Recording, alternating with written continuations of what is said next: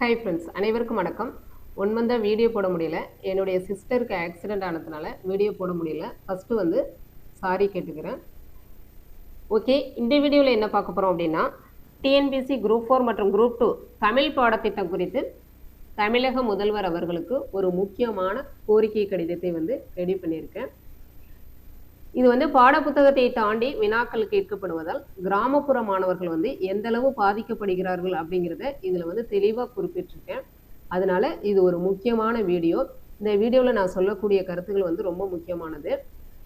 இந்த வீடியோவை எந்த அளவுக்கு வந்து நீங்கள் ஷேர் பண்ணுறீங்களோ அந்த அளவுக்கு வந்து அந்த புதிய அரசுக்கு வந்து இது ரீச் ஆகும். அதனால இந்த வீடியோ வந்து ஷேர் ஆகிறது உங்கள் கையில் தான். இது ஷேர் ஆகும்போது நமக்கு தான் வந்து நன்மைகள் கிடைக்கும். வாங்க அந்த கடிதத்தை பார்க்கலாம். டிஎன்பிஎஸ்சி தேர்வுகளில் அரசு பள்ளி மாணவர்களின் சமூக நீதி காக்கப்பட வேண்டும், ஒரு வேண்டுகோள். வணக்கம்.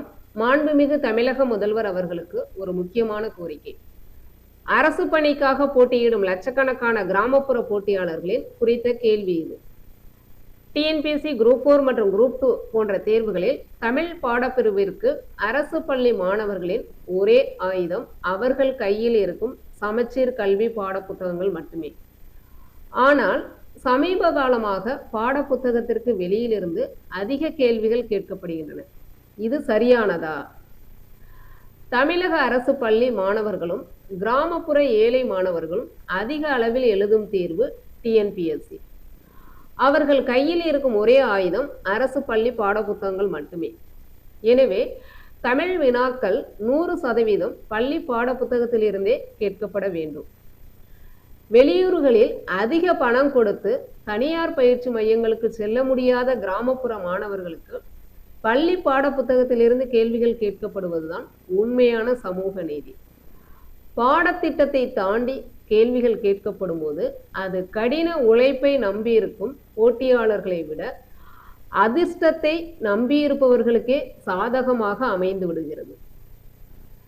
தமிழ் பாடத்திட்டத்தில் உள்ள மயங்கலி சொற்கள், குரில் நெடில் வேறுபாடு, சொல்லும் பொருளும் என சுமார் 12க்கும் மேற்பட்ட தலைப்புகளுக்கு பாடப்புத்தகத்தில் இல்லாத ஆயிரக்கணக்கான சொற்களை மாணவர்கள் அகராதி போல தேடி படிக்க வேண்டியுள்ளது. இது சாதாரண அரசு பள்ளி மாணவர்களுக்கு மிகப்பெரிய சுமையாகும். பள்ளி புத்தகத்தில் இல்லாத 2 லட்சத்துக்கும் மேற்பட்ட கலை சொற்களே சாதாரண அரசு பள்ளி மாணவர்கள் எப்படி படிப்பார்கள்? இது நடைமுறையில் சாத்தியமா? இவ்வளவு பெரிய சுமையை ஒரு போட்டியாளர் மீது சுமத்துவது எந்த விதத்தில் நியாயம்?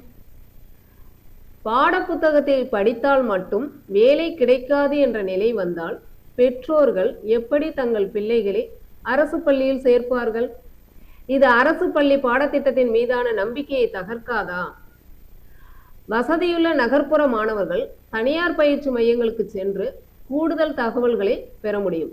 ஆனால் வசதியில்லாத கிராமப்புற மாணவர்களுக்கு பாடப்புத்தகமே வேதம். எனவே உண்மையான சமூக நீதியை நிலைநாட்ட தமிழ் வினாக்கள் 100% பள்ளி பாடப்புத்தகத்திலிருந்தே எடுக்கப்பட வேண்டும் என ஆணை பிறப்பிக்க வேண்டுகிறோம். மாண்புமிகு முதல்வர் அவர்கள் லட்சக்கணக்கான கிராமப்புற மாணவர்களின் இந்த நியாயமான ஆதங்கத்தை புரிந்து கொண்டு உரிய நடவடிக்கை எடுப்பார்கள் என்று நாங்கள் முழுமையாக நம்புகிறோம். எளிய மாணவர்களின் அரசு பணி கனவை நனவாக்க வழிவகை செய்யும் உங்கள் அரசை நாங்கள் என்றும் எதிர்நோக்கி இருக்கிறோம். நன்றி, வணக்கம். ஓகே, இந்த வீடியோவை உங்களால் முடிந்த அளவுக்கு எல்லாருக்கும் ஷேர் பண்ணுங்கள். பண்ணிங்க அப்படின்னா கண்டிப்பாக வந்து போய் அவங்களுக்கு ரீச் ஆகும். அப்படி ரீச் ஆகும்போது நமக்கு நன்மையே கிடைக்கும். ஓகே, நன்றி. நெக்ஸ்ட் வீடியோவில் பார்ப்போம்.